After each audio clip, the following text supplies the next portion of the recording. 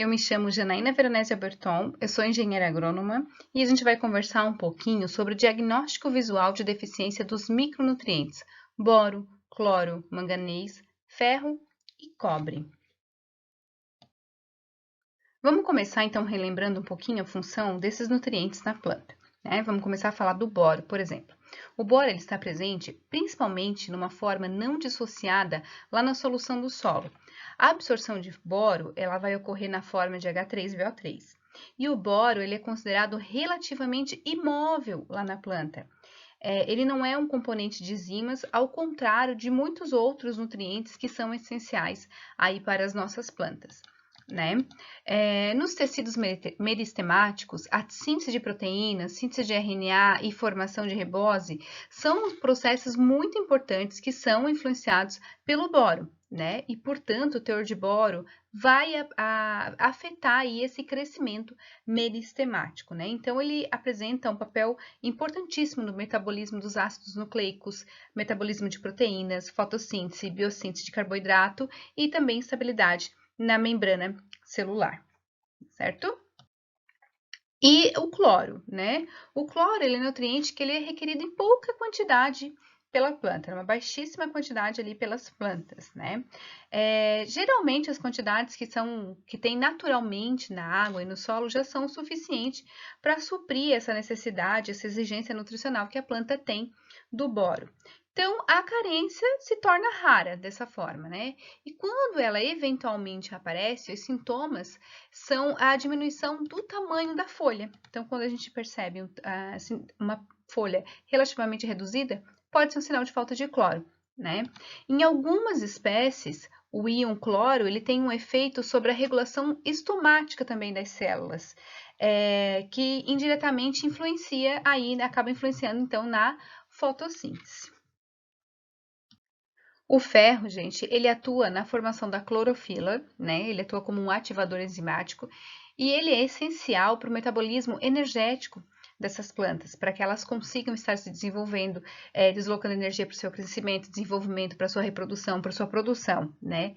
Além de tudo, ele atua na fixação de nitrogênio e o desenvolvimento dos troncos e das raízes das plantas. Já o manganês, gente, nós temos que lembrar que a disponibilidade desse nutriente aumenta quando o pH do solo baixa, né?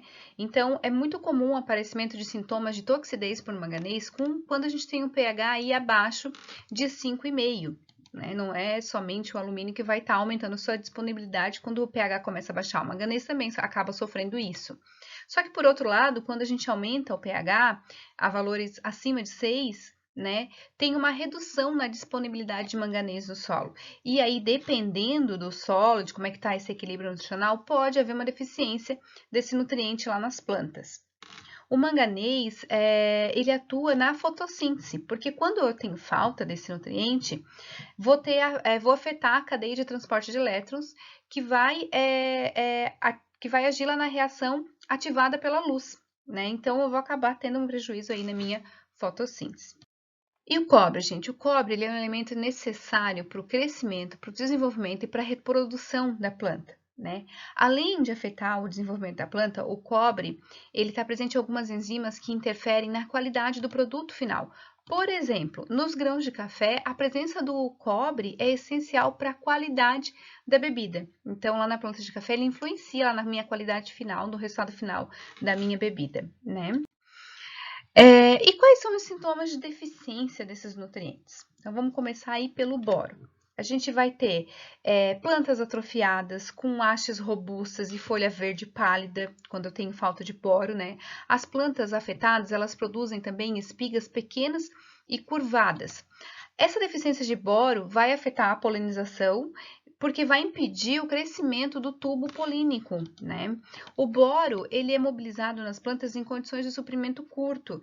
Ele não é facilmente mobilizado nas folhas mais velhas para as mais jovens. E por isso que a gente pode perceber que os sintomas aparecem primeiro nas folhas mais jovens. As folhas mais velhas, elas ficam por último. No início da deficiência, elas permanecem verdes, elas permanecem saudáveis. Então, o cloro. Quando falta cloro na minha planta, qual é o meu sintoma visual? Bom, vou ter murcho das ápices foliares, seguido por clorose e necrose generalizada da minha planta, e as folhas elas vão ter crescimento reduzido, como a gente já viu, né? Porque ele acaba afetando esse crescimento e desenvolvimento das folhas.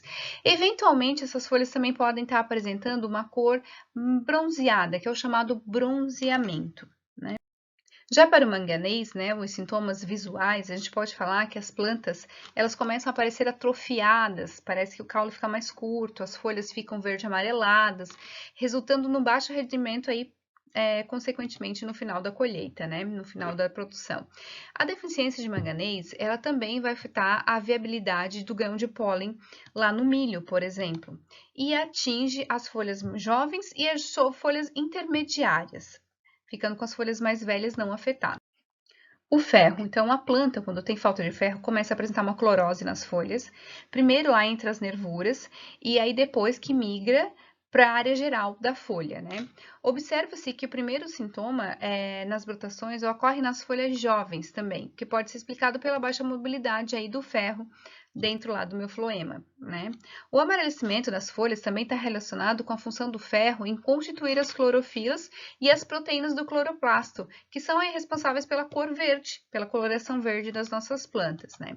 Quando eu tenho um agravamento do sintoma, uma quantidade grave, uma falha grave nessa minha disponibilidade de ferro, eu tenho, então, um esbranquiçamento das minhas folhas, elas deixam de ser amareladas, começam a ficar brancas, uma coloração esbranquiçada. Os caules, eles ficam curtos e ficam finos. O cobre, gente, quais são os sintomas visuais do cobre? As folhas jovens se tornam mais murchas, começam a enrolar, tornam-se mais quebradiças. Eu vou ter uma inclinação do pecíolo e dos talos. Eu vou ter uma clorose nas minhas folhas, deixando elas pálidas, né, amareladas. E também, gente, bem importante que o cloro, ele acaba por reduzir a lignificação, que é o endurecimento aí do caule, né, dos galhos do caule, etc. Por que isso acontece? Porque o xilema, ele começa a ficar comprimido pelos tecidos vizinhos. Lembrando que xilema e floema são sistemas que a planta tem de transporte aí dos solutos, água e tudo mais, né? E como esse xilema ele começa a ficar reduzido, né, ficar comprimido, porque eu tenho aí uma redução da minha lignificação, eu vou acabar tendo uma diminuição no transporte de água e dos solutos, e isso vai prejudicar minha planta como um todo, tá?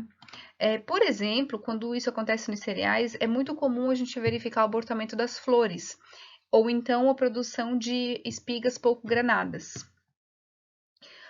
Gente, era isso. Essa é uma das fontes que eu utilizei. Como eu já comentei aqui, eu sempre gosto de estar apontando as fontes utilizadas que me auxiliam aqui para estar estudando e conversando com vocês um pouquinho mais, explicando aí os assuntos relacionados à fertilidade, tá bom? E se vocês gostaram, curtam, compartilhem, divulguem, né? Porque aqui a gente vai ter bastante conteúdo bem bacana para que vocês possam agregar o conhecimento. Isso aí, grande abraço!